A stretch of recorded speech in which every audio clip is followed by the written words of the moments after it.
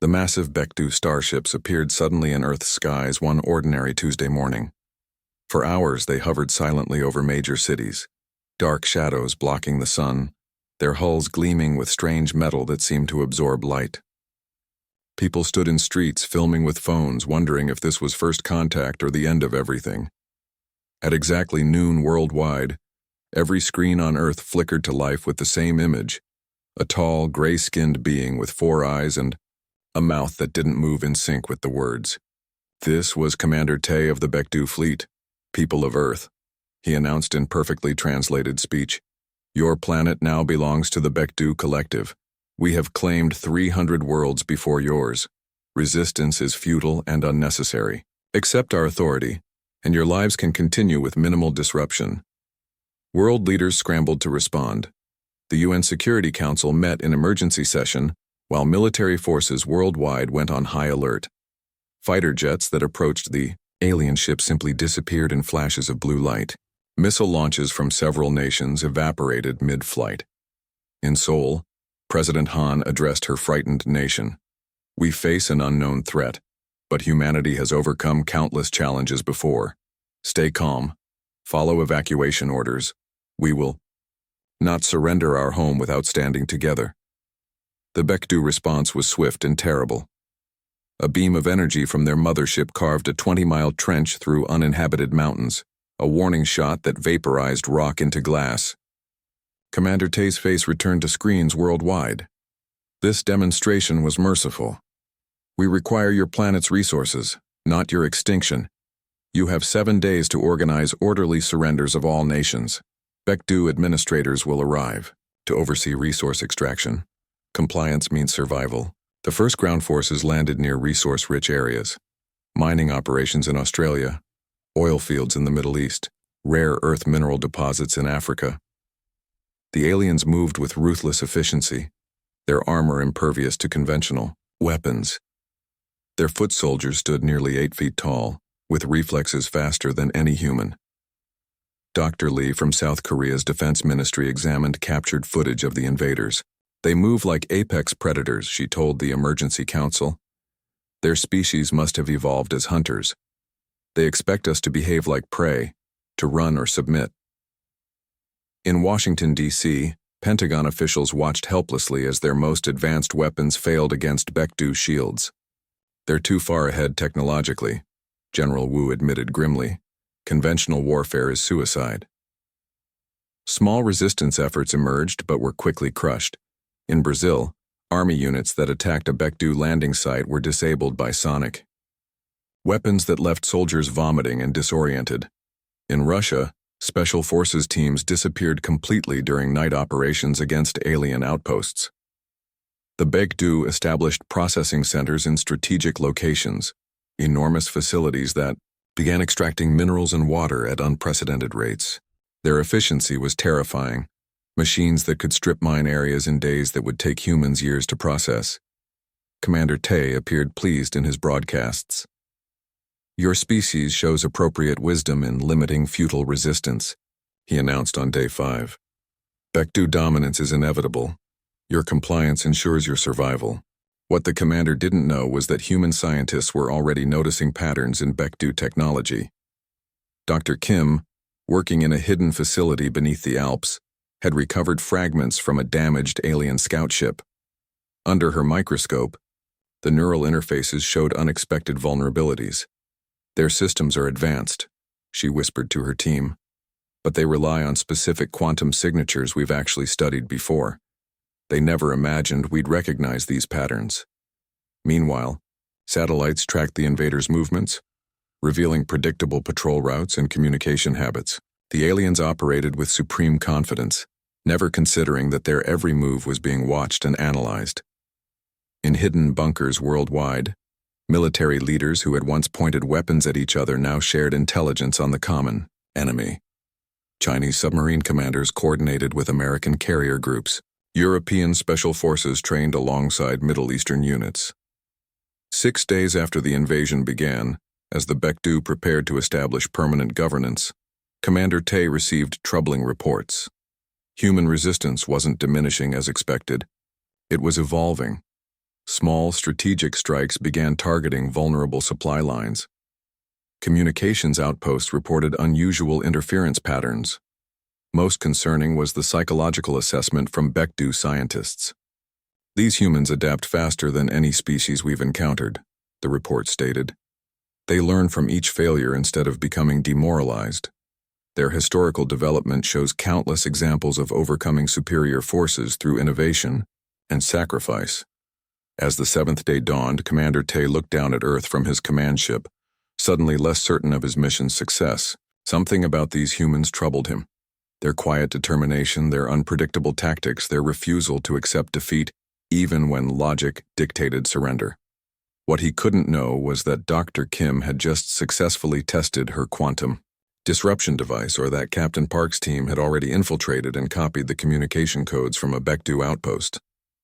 The invasion had begun exactly as the aliens planned, but humanity was about to demonstrate why they should never have been underestimated. The real battle for Earth was just beginning. Dr. Kim hadn't slept in 3 days. Her small laboratory, hidden deep beneath the Alps in a facility once used for particle physics experiments, was cluttered with alien tech salvage from Becdu scout ships. Her team worked in shifts, eyes red from exhaustion, but nobody complained. Not when the fate of humanity hung in the balance. "Look at this," she said, pointing to a holographic display showing the neural pathways of Becdu technology. Their systems process information differently than ours, but the underlying quantum patterns are surprisingly familiar. Her colleague Dr. Sung peered at the display. "Wait, isn't that similar to the wave patterns we discovered in the quantum entanglement experiments 5 years ago, the ones the military wouldn't fund because they had no practical application?" "Exactly." Kim smiled for the first time in days. "What we thought was a scientific dead end might be our salvation. Their entire command network depends on these specific quantum frequencies. If we can disrupt them." While the scientists worked, ordinary people across Earth were discovering their own ways to fight back. In occupied territories, humans quickly learned that Becdu sensors had a 3-second blind spot during recalibration cycles. Resistance fighters timed their movements to these gaps, slipping past patrols that should have been impenetrable. In a basement in Toronto, college students figured out that household microwave ovens, modified with parts from gaming consoles, could temporarily jam Becdu short-range communications. The trick only worked for a few seconds, but those seconds saved lives. The invaders couldn't understand what was happening. Their previous conquests had followed predictable patterns: initial resistance, then acceptance of defeat, then submission. But humans refused to follow the script. "These primitives adapt faster than any species we've encountered," reported Subcommander Jin to his superiors. "They learn our patterns and find weaknesses we didn't know existed. Their technology is inferior, yet they repurpose it in ways our analysts never anticipated." In Arizona, farmers used agricultural drones to map Becdu patrol routes, identifying safe corridors for resistance fighters. In Kenya, wildlife trackers applied their skills to hunt alien scouts, learning to spot the subtle signs of Becdu movement through wilderness areas. Captain Park led the most daring operation yet: a night raid on a Becdu communication hub in the mountains of Peru. His team included former enemies. Soldiers from countries that had been at war just months earlier now fought side by side. "Remember, we need the central processor intact," Park reminded them as they approached the alien facility. "And the mission is worthless if we don't get out with the data." The raid should have been impossible. The hub was guarded by motion sensors, heat detectors, and armed drones. But Park's team had studied Becdu security protocols for weeks. They used cold suits to mask their heat signatures and moved only during sensor refresh cycles. When they reached the central chamber, tech specialist Cho got to work. "Their encryption is advanced but not unbreakable," he whispered, connecting a custom interface to the alien database. "They never expected us to access their systems directly. There's minimal internal security." For 15 tense minutes, Cho downloaded the Becdu fleet architecture, communication protocols, and deployment strategies. The team barely escaped as alarms finally triggered, but the data they secured was worth the risk: the complete blueprint of the alien invasion force. Back at Dr. Kim's laboratory, the quantum disruption device took shape. Early tests were promising. When activated, it created a field that temporarily disabled Baekdu tech within a small radius. The challenge was scaling it up, without consuming impossible amounts of power. "We need to be smarter, not stronger," Kim told her team. "Their technology is built on predictable patterns. We need to create a cascading effect, a disruption that spreads through their network like a virus." The breakthrough came from an unexpected source. A teenage hobbyist in Mumbai had noticed that Baekdu communication signals created distinctive interference patterns with Earth's satellite networks. This insight allowed Kim's team to design a device that could piggyback disruption signals on the aliens' own communications, multiplying the effect exponentially. Meanwhile, humans worldwide were learning another critical lesson about their invaders. The Baekdu were overconfident. Centuries of easy conquests had made them arrogant. They couldn't conceive of defeat at the hands of a primitive species. This blindness gave humanity time to prepare.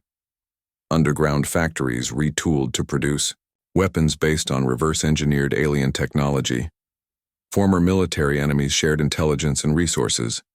A global resistance network took shape, communicating through old-fashioned methods the Baekdu couldn't monitor: paper messages, Morse code, even changes in satellite TV broadcasts that looked like normal interference to alien sensors. 3. Months into the occupation, Commander Tay received increasingly troubling reports. Resource extraction was behind schedule. Resistance attacks were growing more coordinated.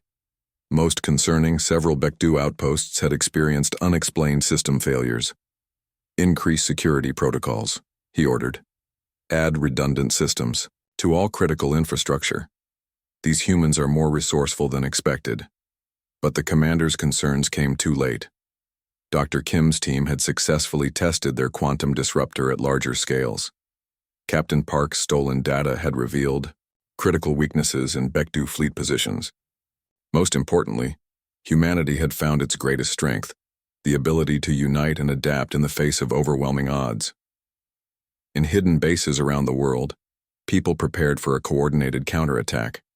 Factory workers produced disruptor components.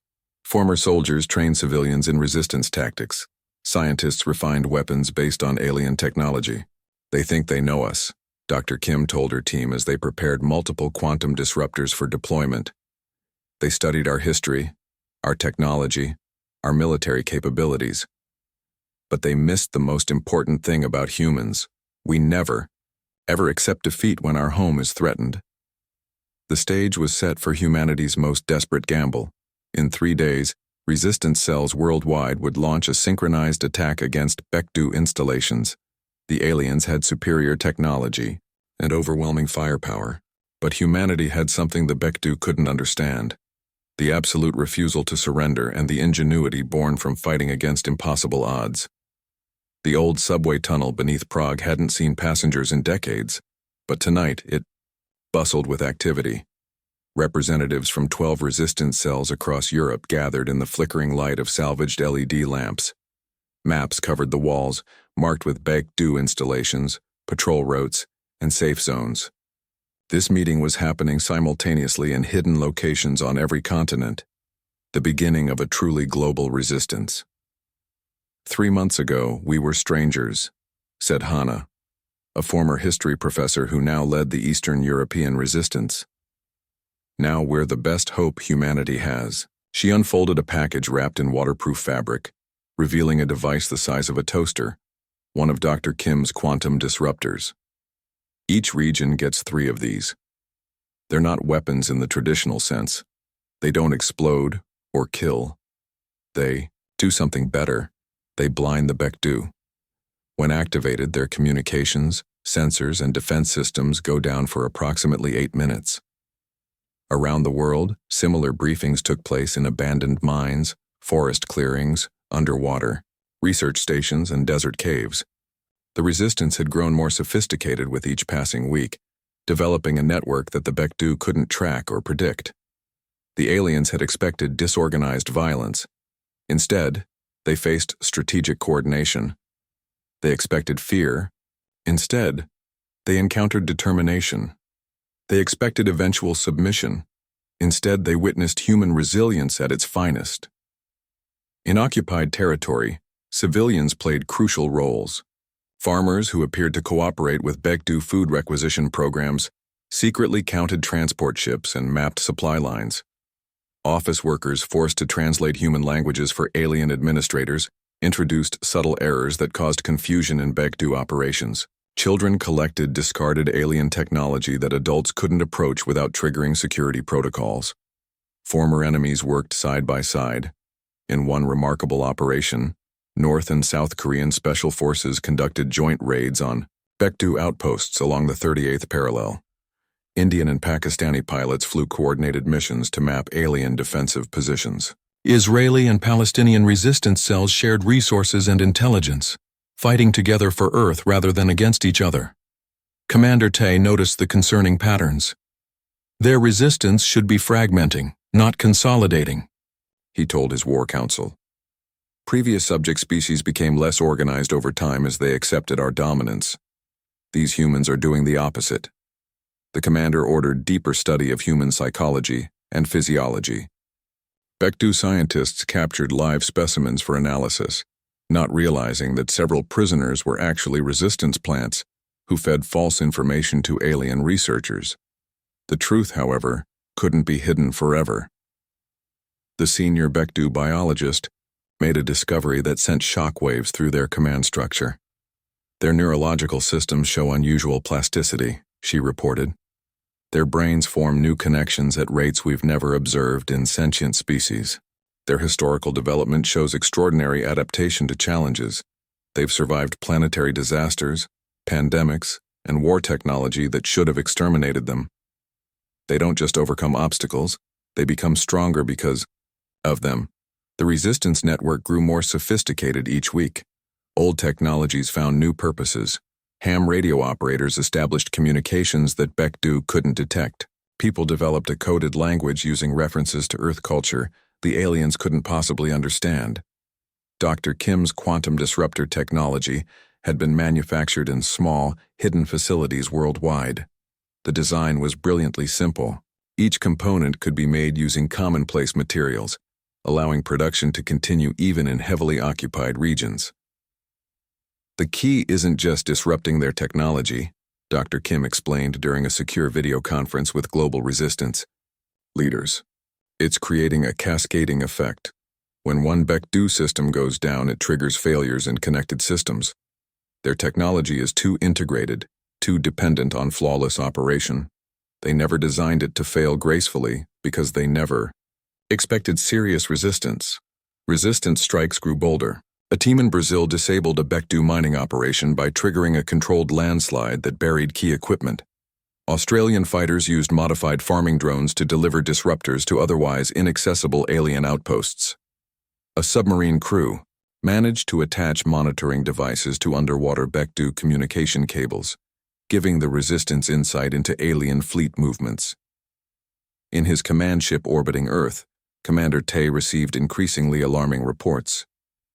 His subordinates recommended harsher measures, widespread destruction of human population centers to crush their spirit. But the commander hesitated.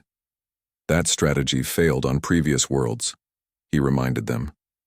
Species with strong social bonds become more resistant when threatened with extinction, not less. We need to understand what makes these humans different before we escalate. The answer came too late. The Baekdu finally discovered evidence of the global resistance network, uncovering a coordination hub in the mountains of Nepal. They launched an overwhelming strike force certain they would decapitate the human resistance leadership. They found an empty facility and a single message on a primitive paper note. We knew you'd find this eventually.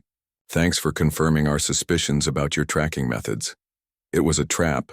The facility had been abandoned days earlier, but not before resistance technicians had planted modified disruptors calibrated to the specific frequency of Baekdu, tactical scanners.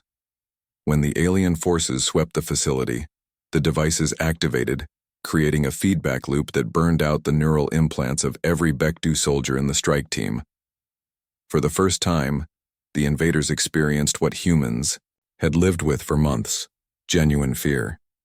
The resistance didn't celebrate this victory for long. They knew the Baekdu would respond with greater force. But each small success provided valuable data. Each encounter revealed more about alien tactics and technology.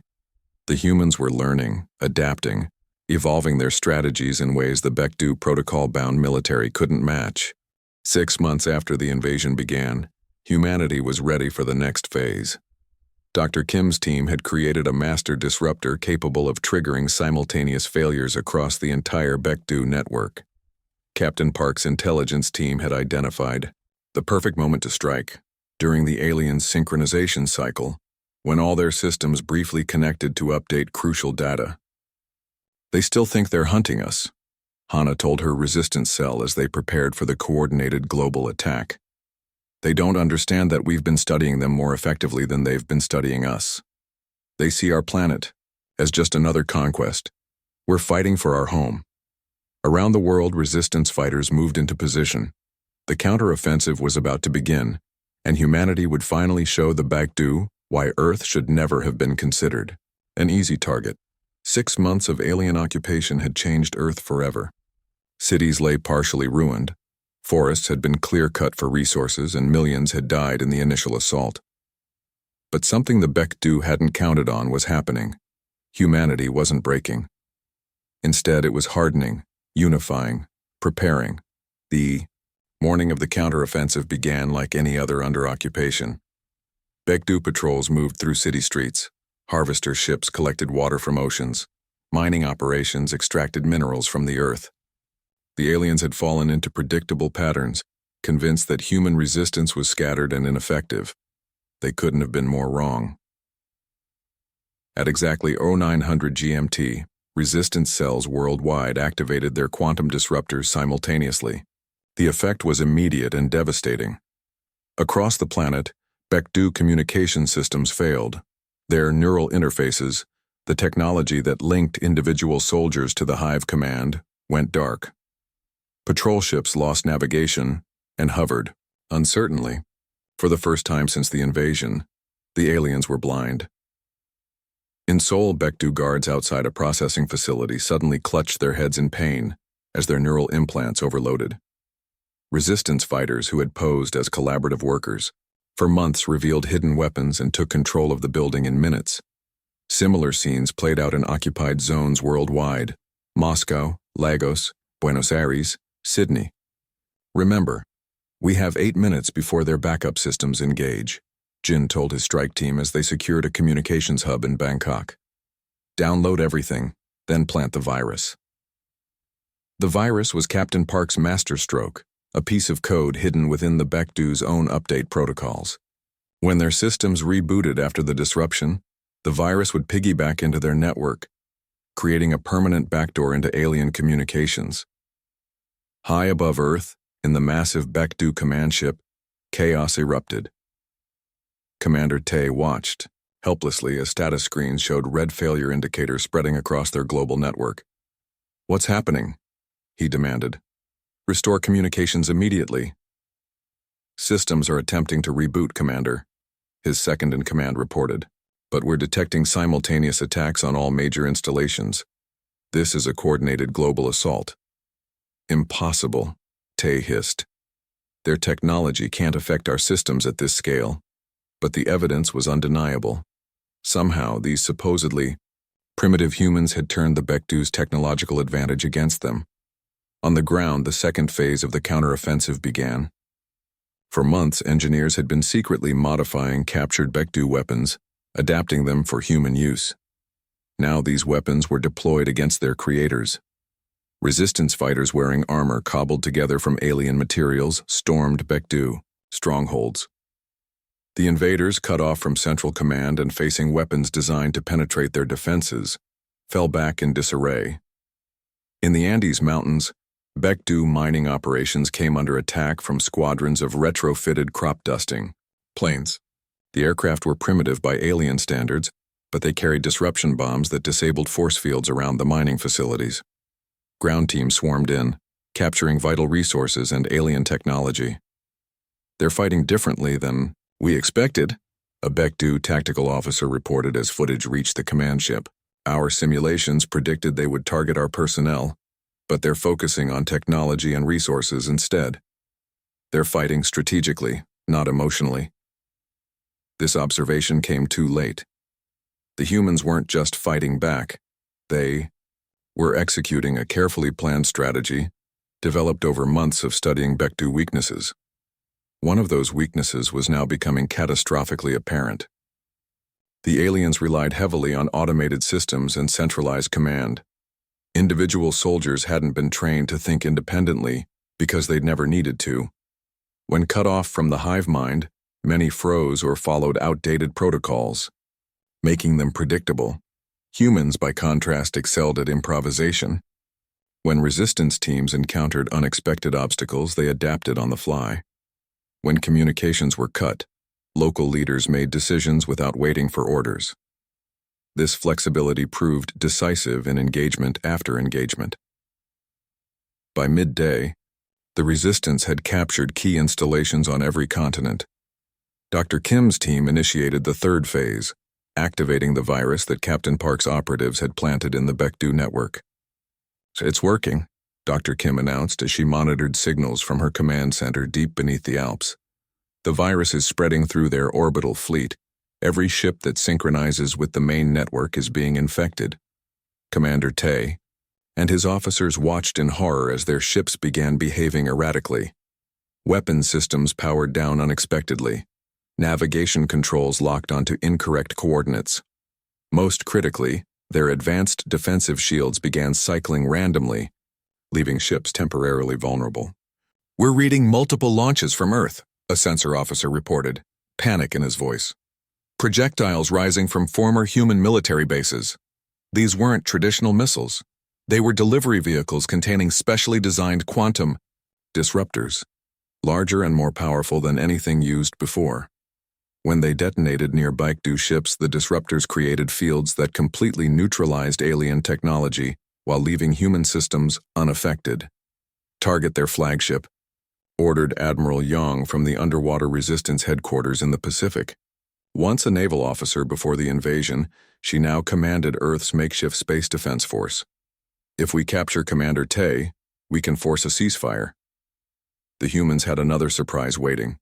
For months, engineers had been secretly modifying salvaged Bechdel scout ships, learning their control systems, adapting them for human pilots. Now these hybrid vessels rose from hidden bunkers worldwide, joining the attack on the orbital fleet. In his command center, Tay watched with disbelief as human-piloted ships maneuvered with increasing skill through his disorganized fleet. "How? Are they flying our ships?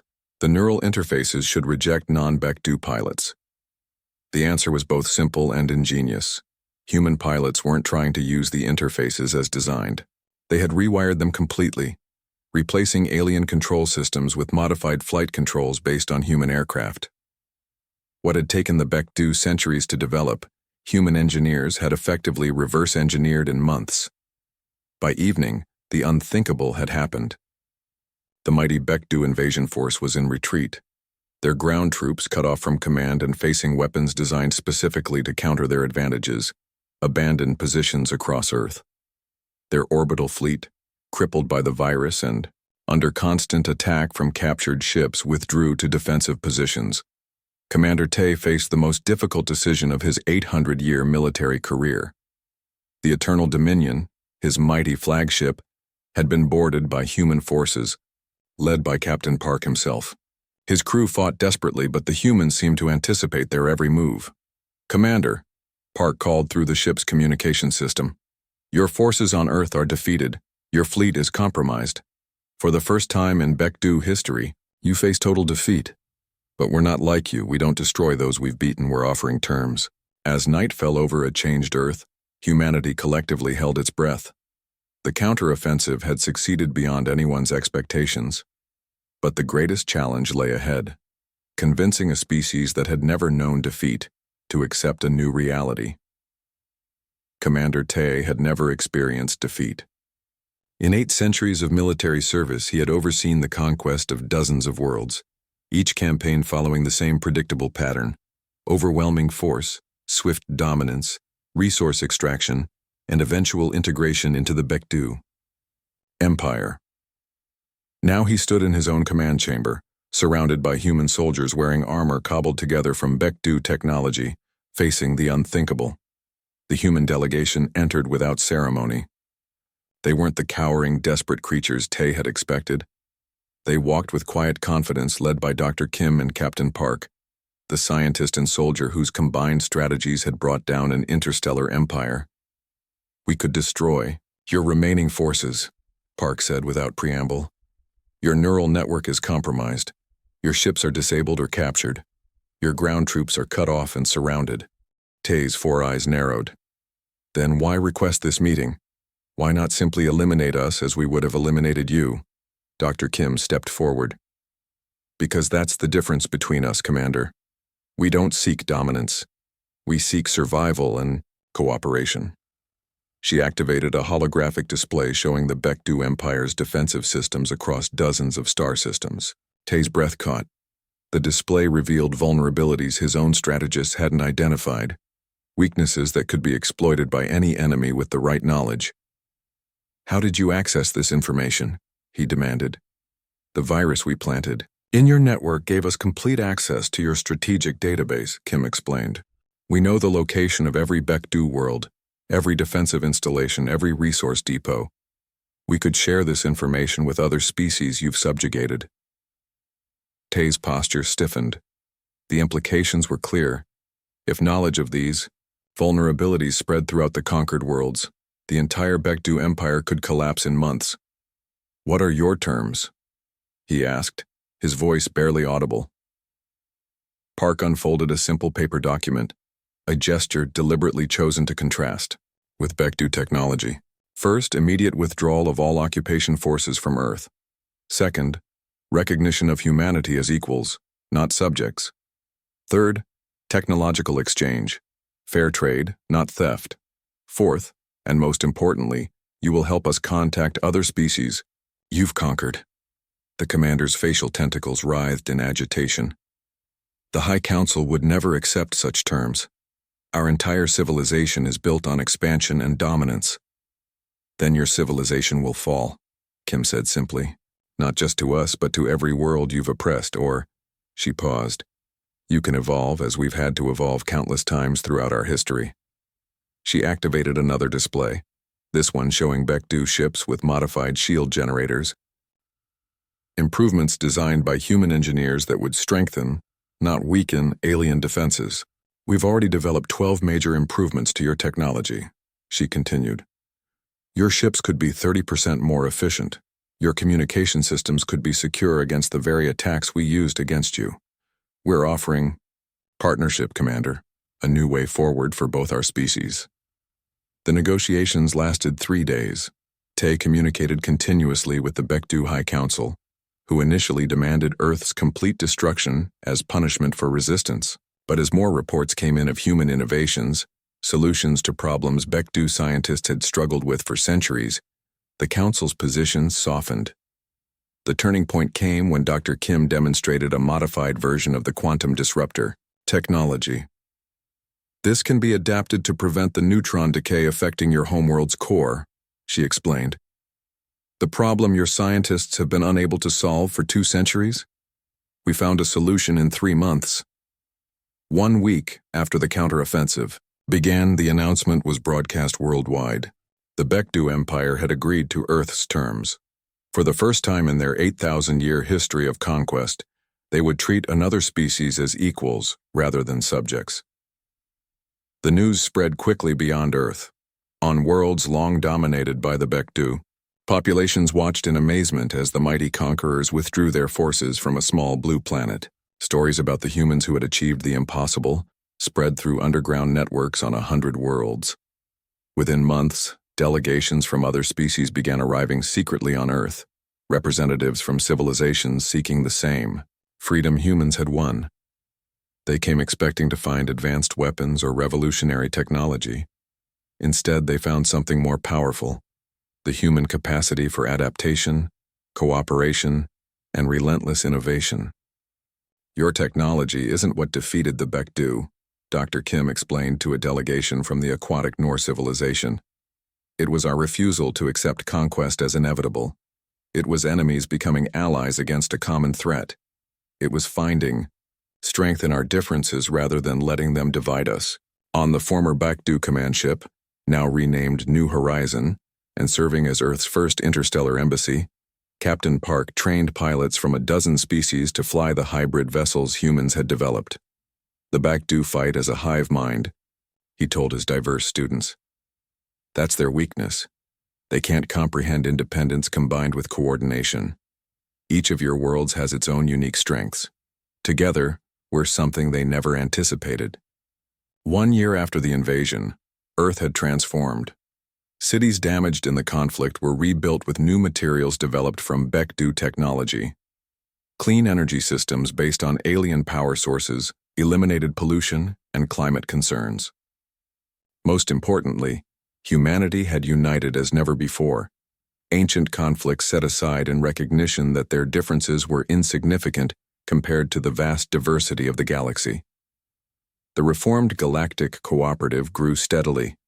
Former Baekdu administrators, freed from generations of military doctrine, discovered new roles as technical advisors and cultural liaisons. Species that had been enemies under Baekdu rule found common ground through human mediation. 5 years. After first contact, a remarkable scene unfolded in the Great Hall on Mars, humanity's first off-world colony. Representatives from 37 species gathered to sign the Galactic Charter, a document guaranteeing the rights of all sentient beings and establishing protocols for peaceful interaction between worlds. Commander Tae, now serving as the Baekdu, representative to the cooperative, approached Dr. Kim after the ceremony. "You could have destroyed us," he said quietly. "Many in your position would have sought revenge for what we did to your world." Kim smiled. "Destruction is easy, Commander. Building something new is the real challenge. My ancestors survived ice, ages, plagues, world wars, and their own destructive tendencies. They taught us that survival isn't about being the strongest or most dominant. It's about being the most adaptable." As the first human ambassadors departed for distant worlds, they carried this lesson with them. Humanity's greatest strength had never been in weapons or technology or resources. It was their unique capacity to face overwhelming odds, to find unconventional solutions, and to transform enemies into allies. The stars, once feared as the source of an invading force, now represented unlimited possibilities for a species that had proven itself ready for the greatest adventure of all, becoming not conquerors or the conquered, but architects of a new galactic community where diversity was strength and cooperation, the path to the future.